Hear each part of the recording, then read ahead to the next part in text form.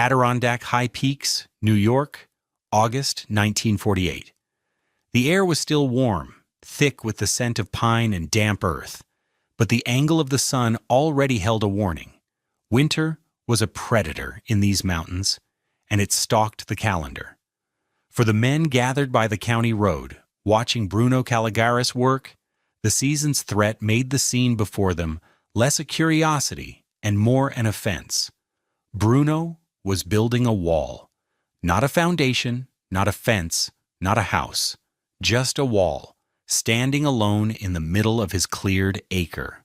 It was a massive, curving crescent of stone, a half-moon aimed at the unforgiving north. He worked with a rhythm that was alien to them, a quiet economy of motion that wasted nothing. He'd select a stone, turn it over in his calloused hands, seeing its secrets, then place it with a soft, grating finality. There was no mortar, only a careful packing of gravel and clay between the courses. Roy Latimer, the Saranac Lake assessor, leaned against the fender of his Ford, arms crossed. He was a man whose authority came from ledgers and tax codes, and he saw nothing in his books that accounted for this. "It's a folly," he said, not to Bruno, but to the two farmers beside him, Silas Croft and Jedediah Morse. A 10-foot pile of rocks. He spent 2 months on it. The Quonset itself is barely livable, and he's building a stone monument to foolishness. Behind the strange wall sat the source of Latimer's official displeasure, a surplus Refuge Quonset hut. A long, corrugated metal tube, cheap and fast to erect, it was the solution for dozens of returning GIs and their new families. It was also, as everyone knew, a death trap in an Adirondack winter if you couldn't feed the stove every hour of the night. Jedediah Morse spat a stream of tobacco juice. "Heard in town he's Italian. Maybe they build things different over there." "They must," Latimer grunted. "That thing won't stop a breeze. It's got more gaps than a picket fence. He came to my office last week asking for a Class 3 dwelling assessment. I told him straight. You want to be a house, you build a house. Box that metal tube in a proper 4-sided wood frame, insulate it, and I'll sign the papers. Otherwise it's an outbuilding. And that's shed-grade work." He gestured with his chin at the rising curve of stone. "Crazy." Bruno Caligaris heard the word, carried on the breeze. He did not turn. He simply set another 50-pound stone, nudging it into place as if it were a sleeping child. The mockery lasted for the rest of the afternoon. The validation would take a winter of impossible cold. What did this quiet Friulian drystoner understand about aerodynamic wakes and radiative shields that the seasoned, practical men of the Adirondacks had missed? This channel is dedicated to the stories of forgotten innovators who solved impossible problems with the wisdom they carried in their hands. The story of Bruno Caligaris is more than a tale of a strange wall. It's a lesson in seeing the invisible forces that shape our world. I promise, if you stay with me, you will learn how a simple curve of stone can tame a polar vortex. To support more stories like this, take a moment to subscribe and click the bell so you don't miss what's next. Let me know in the comments, what's the most clever, low-tech solution to a big problem you've ever seen? Bruno Caligaris was not a carpenter. He did not understand the intricate joinery of mortise and tenon that defined the sturdy salt-box homes of his neighbors. He was not a logger, nor a farmer, nor a frontiersman. He was a muratore, a secco, a man of stone. His hands understood the heft of granite, the sharp fracture of slate, the patient crumble of limestone. His mind worked in terms of interlocking masses, of gravity as the only necessary mortar. He came from Tarvisio, a town pressed against the Julian Alps, where the wind was a malevolent entity with a name, the Bora. It was a vicious, katabatic wind that poured down the mountainsides, capable of scouring a landscape clean. In his youth, he had built the gratis, the low, curved stone walls that shielded alpine shepherd huts and livestock pens. They were never tall, never imposing, but their precise curve and placement could create a pocket of profound stillness in the midst of a gale. This was the knowledge he brought with him to America, a dowry of physics learned through his hands, not from a book. He had come with his wife, Elide, and their two small children, Marco and Sophia, chasing the promise of land and self-sufficiency offered to veterans. He had fought for this country, and in return it gave him a plot of stony ground and a surplus metal tube to call home. Their first winter, 1947, was a lesson in humility taught by the cold. They had a standard wood stove in their unshielded Quonset, and it consumed fuel with a ravenous appetite, yet the cold was relentless. It seeped through the thin metal skin. It radiated from the single-pane windows. It lived inside the walls. That winter's misery was measured in small, domestic catastrophes. One night, the hot water bottle Elide had placed between the sheets for 5-year-old Sophia froze solid, its rubber cracking with a sharp report in the frozen silence. In the morning, Bruno found the tin of aspirin tablets on their bedside table had become a single, useless disk of white, the pills welded together by the cold. He tried to write a letter to his brother back in Italy, but the ink in his fountain pen had frozen, and when he warmed it by the stove, the expanding fluid split the bakelite cap. They survived, but it was a shivering, diminished kind of survival, huddled together under every blanket they owned. Bruno swore his family would not endure another winter like it. He would not fight the Adirondack winter with fire alone. He would fight it with stone. He would teach his new, thin-skinned American house how to hide, the way an old alpine hut knew how. The problem with the post-war Quonset hut wasn't the stove. The problem was physics, specifically the brutal efficiency of convective heat loss when amplified by wind. A standard log cabin with its 12 inches of insulating wood and chinking had a certain thermal mass. It could hold on to a BTU of heat for a while. The Quonset, a marvel of wartime engineering designed for rapid deployment in temperate climates, had the thermal properties of a tin can. Its corrugated steel skin, less than a 1/16 of an inch thick, offered practically zero insulation. Its R value was a rounding error. In still air at 0 degrees Fahrenheit, a powerful wood stove could keep the interior tolerable, at least in the half of the hut nearest the fire. But the Adirondack winter was never still. The wind was a constant scouring force. When a 30-mile-per-hour wind hit a surface, the effective temperature, the wind chill, plummeted. That wind acted like a thief, stripping heat from the metal skin thousands of times faster than still air could. Every BTU the stove produced was almost instantly sucked away into the atmosphere. The metal was so cold that moisture from their breath would flash freeze on the interior walls, coating them in a layer of feathery, glittering frost. You could write your name in it.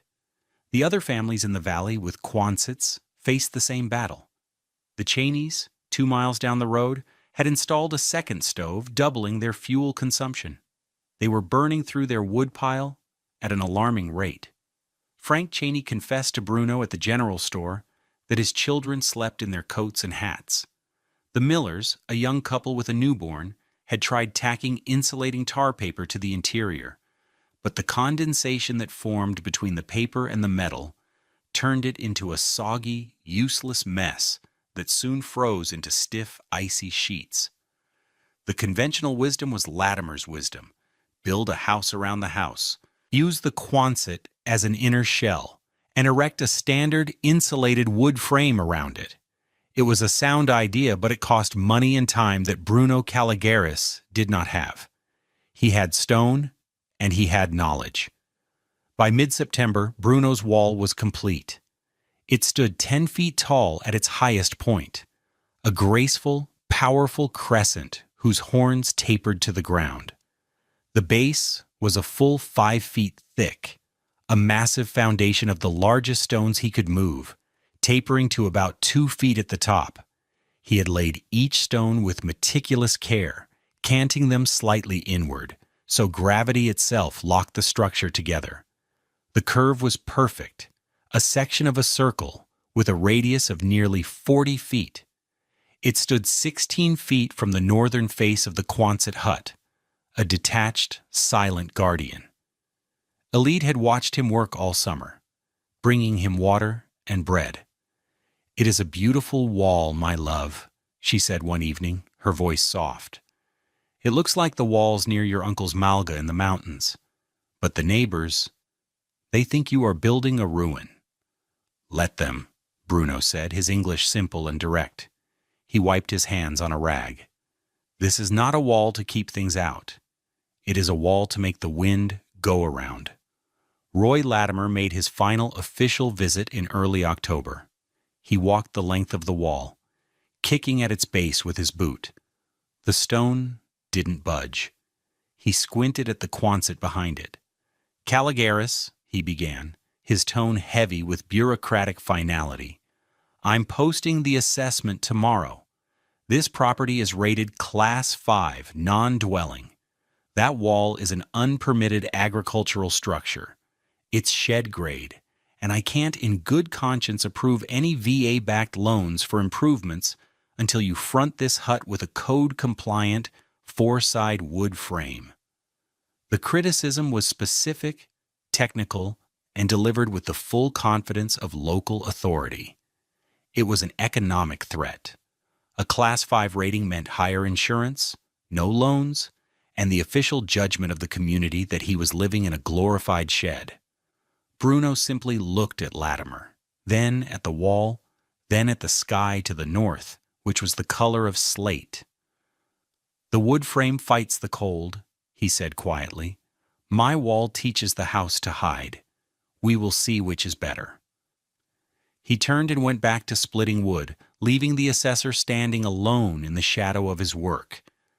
The science behind Bruno's wall was elegant, a quiet partnership of two distinct physical principles.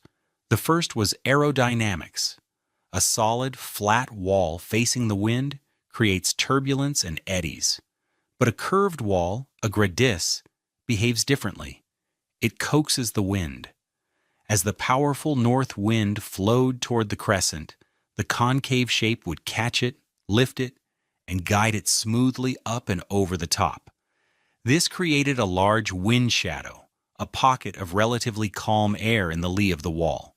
This aerodynamic wake, a cone of stillness, extended for a distance roughly 4 times the height of the object that created it. Bruno's 10-foot wall threw a 40-foot cone of calm that completely enveloped the vulnerable northern face of his Quonset hut. The effect on wind chill was dramatic. On a day with an ambient temperature of 38 Dopplers, a 30 mm wind creates a wind chill of 82 on an exposed surface. But inside that wind shadow, with the wind speed reduced to less than 5 mm, the effective temperature on the Quonset's metal skin was only 54 degrees Celsius. That 28-degree difference represented a colossal reduction in the rate of heat loss. It was the difference between burning a log every 30 minutes and burning one every 2 hours. The second principle was thermal mass and radiative heat. The wall was 5 feet thick at its base, a colossal mass of stone and packed earth weighing well over 100 tons. All day, even in the weak winter sun, that dark stone absorbed solar radiation. Stone heats slowly, and it cools slowly. It acts as a thermal battery. As dusk fell and the temperature plummeted, the surrounding landscape quickly radiated its heat away into the clear, dark sky. But Bruno's wall, saturated with the day's energy, began to release it back into the space between the wall and the hut.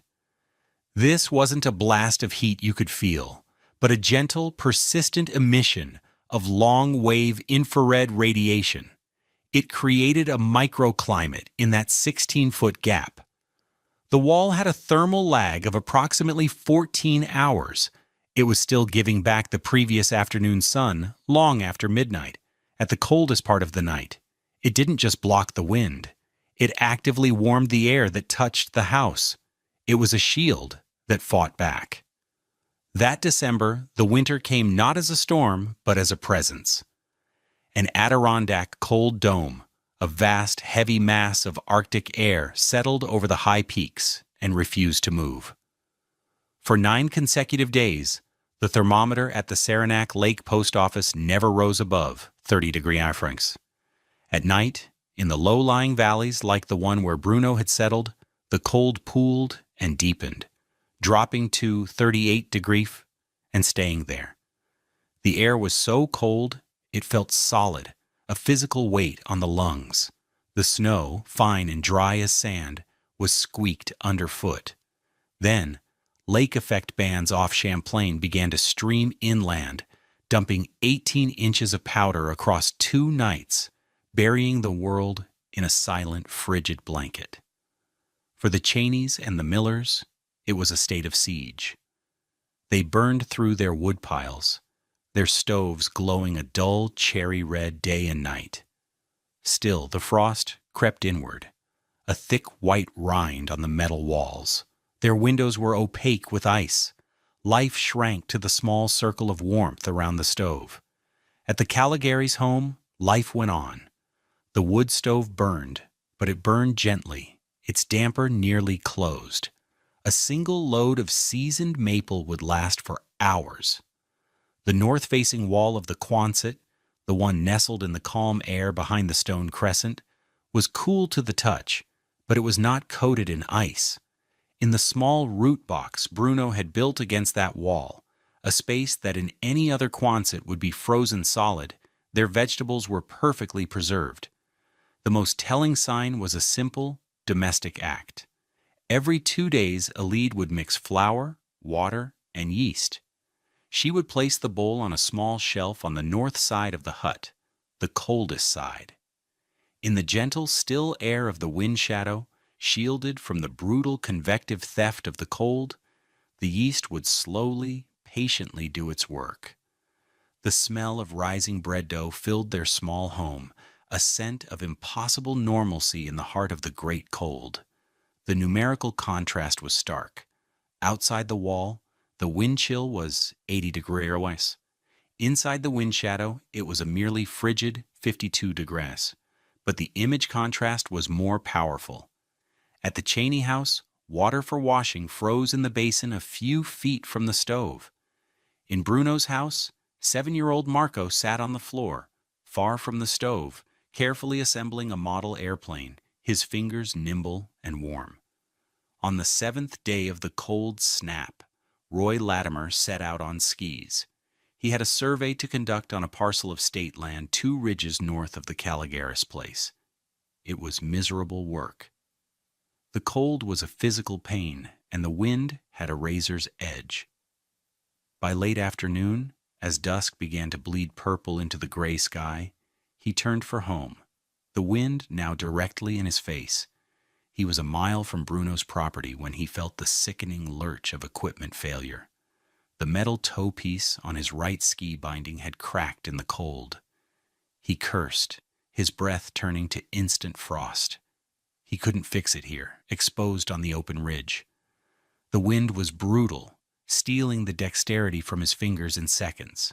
Then he saw it through the trees. The dark, curving shape of Caligaris's folly. Shelter. It was the only option. He pulled his way down the slope, his broken ski flapping uselessly. He stumbled into the space between the stone wall and the Quonset hut and collapsed against the stones. The change was instantaneous and profound. It was the physical equivalent of a door slamming shut on the wind. One moment he was in a gale, the next, near total stillness. The roaring in his ears stopped. He could feel the blood, painful and prickly, begin to return to his frozen cheeks. He leaned his back against the stone. He expected the cold of the rock to suck the warmth right out of his coat. Instead, he felt a strange neutrality, almost a hint of warmth, radiating through the thick wool. It made no sense. He fumbled inside his parka, his fingers clumsy, and pulled out his pocket thermometer. He'd used it an hour ago on the ridge. It had read 37 degrees.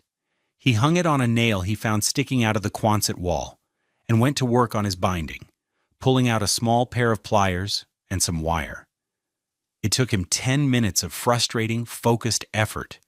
His hands, which should have been numb and useless by now, remained functional. When he finally secured the wire and stood up, he remembered the thermometer. He unhooked it and held it up in the fading light. The mercury was steady at 13 degrees, 24 degrees warmer. He stared at the number, his mind refusing to process it. He stepped out from behind the wall, back into the wind. The cold hit him like a physical blow. He held out the thermometer, and in less than a minute, the mercury plunged back down past 30 degrees. He stepped back into the calm. It rose again. He did this 3 times, as if verifying a miracle. He stood there for a long time, looking from the silent, massive wall to the simple metal hut it protected. He understood. He had been assessing a house. Bruno Caligaris had been sculpting the wind. You didn't build a wall, Latimer thought, his mind forming the words with a sense of awe. You built a harbor in the wind. He walked to the door of the Quonset, his face drained of its usual certainty, and knocked. When Bruno opened it, Latimer didn't offer an apology. He just said, his voice quiet, "Bruno, you need to teach me how this works." The winter finally broke in February. When the thaw came, the stories of hardship emerged. Families told of burst pipes, of livestock lost, of vegetables in their root cellars turning to black, rotten mush. The proof of Bruno's genius was not in thermometers or wind speeds, but in something far more elemental: a cabbage. In April, when Silas Croft visited, Bruno took him to the root box against the north wall. He pulled out a head of cabbage. It was green, crisp, and dense. He tapped it with his knuckle. It sounded solid. "We ate cabbage all winter," Bruno said simply. Silas shook his head. "Mine were mush by January. Froze solid, then rotted. Every last one." He held Bruno's cabbage in his hands as if it were a trophy. Word of the Caligaris cabbage spread faster than any story about temperature differentials. It was proof a man could taste. Roy Latimer, true to his word, became Bruno's greatest advocate. He used his position as assessor to document the performance of the hut.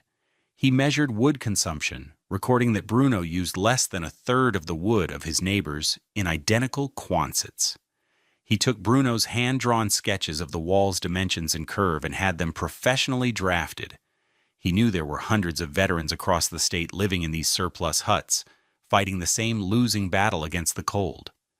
He sent a letter and the blueprint to the Veterans Administration's monthly journal, Housing the Returning Soldier.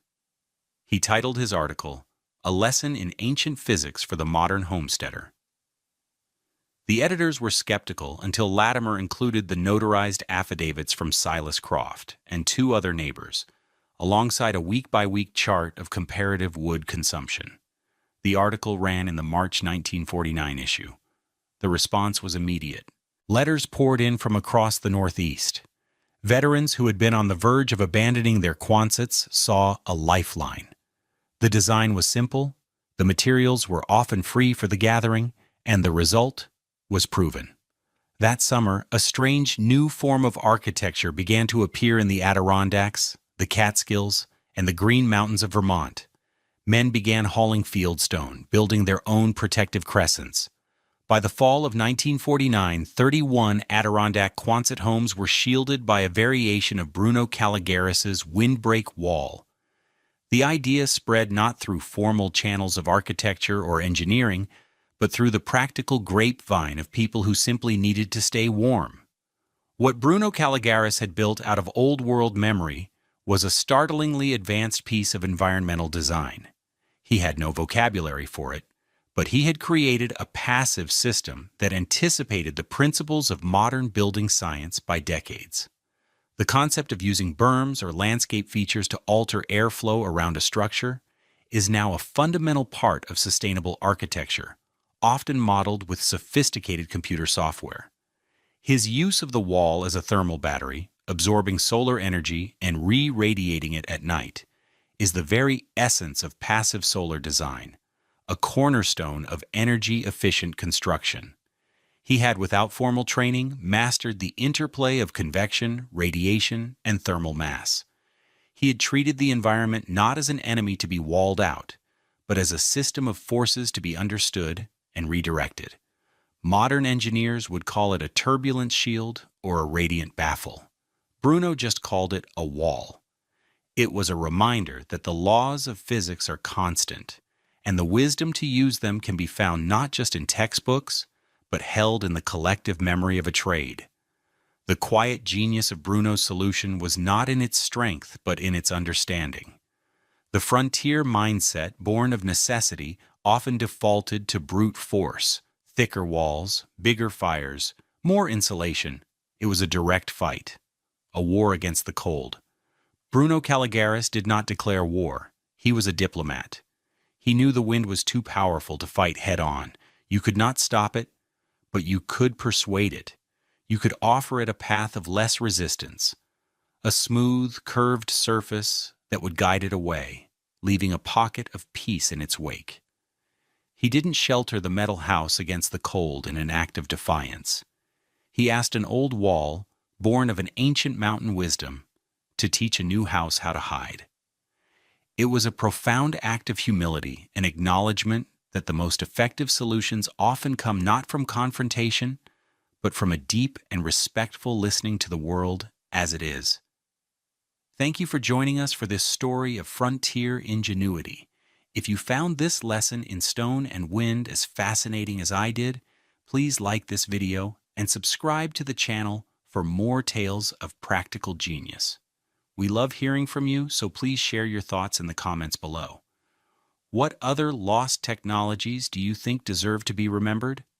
Disclaimer: this video presents historically inspired reconstructions for educational and storytelling purposes.